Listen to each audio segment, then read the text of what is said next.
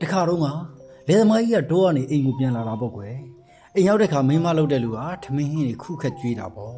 အဲ့လိုနဲ့ထမင်းဝိုင်းမှာဟင်းချိုဟင်းပါတယ်ဟင်းချိုဟင်းကအယောင်စင်းကမလှဘူးဖြစ်နေတာပေါ့အဲ့ခါမှာလယ်သမားကြီးကဟင်းချိုဟင်းရဲ့အယောင်စင်းကိုကြည့်ပြီးတော့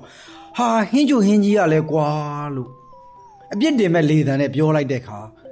လယ်သမားရဲ့မိန်းမလုပ်တဲ့လူကသူအပြစ်တင်ခံမှဆိုတဲ့ခါကျတော့တော်သမီးတော်သမီးလို့သမီးရဲ့ဘက်ကိုလွှဲချလိုက်တယ်ဒီဟင်းချိုဟင်းကသမီးချက်တာလို့လယ်သမားရဲ့မိန်းမကပြောလိုက်တာဗောတော်သမီးတော်သမီးဒီကလယ်သမားကြီးကစကားမဆုံးသေးဘူးသူဟင်းချိုဟင်းကိုခတ်ပြီးတောက်လိုက်တယ်သူကကြည့်ပြီးတော့ပြောလိုက်တာဗောနော်ဟင်းချိုဟင်းကြီးကလည်းကွာပြောပြီးတော့ဟင်းချိုဟင်းကိုခတ်တောက်လိုက်တယ်တောက်လဲပြီးရောဟင်းချိုဟင်းကအရသာရှိနေတော့ကောင်းလိုက်တာလို့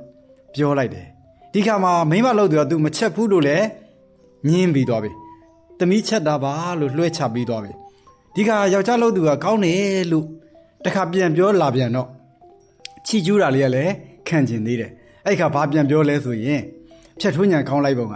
ပြင်ထားတာကကျုံတဲ့ပြောချင်တာကချက်တာတော့သမီးဟုတ်တယ်ဒါပေမဲ့ဒီလိုဟင်းရီတောက်ကောင်းအောင်ပြန်ပြင်လိုက်တာသူလို့ပြန်ပြောလိုက်ပါတဲ့ကွယ်ပုံမြင်လေးကတော့ဒါပါပဲခင်ဗျာ